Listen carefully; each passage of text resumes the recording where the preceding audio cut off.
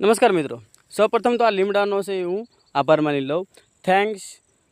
આભાર એટલા માટે કારણ કે એ લીમડા છે મને છે એ સવારમાં દાંતણ કરવા માટે છે દાંતણ આપ્યા છે અને એના ઉપર છે એ કૂણા કૂણા લીમડાના પાંદડા છે, જેને હું થોડાક સમય પછી સાવીશ.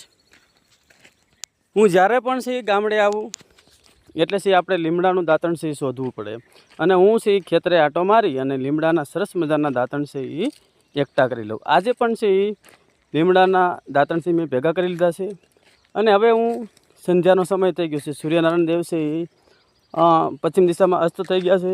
સંધ્યાનો સમય છે અને મારા ખેતરની અંદરથી આંટો મારી રહ્યો છું. તો ખેતરમાંથી આંટો મારતા મારતા એક સુંદર દ્રશ્ય મારી નજર સમક્ષ આવે છે.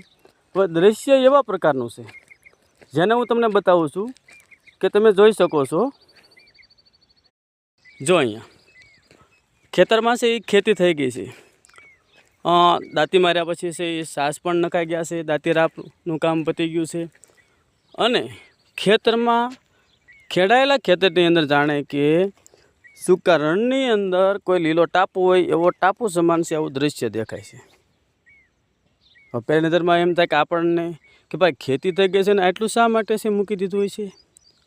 તો ખેડૂતના દીકરાને ખબર જ હોય કે ખેડૂએ છે આટલી જગ્યા અને આવી જગ્યા શા માટે મૂકી છે.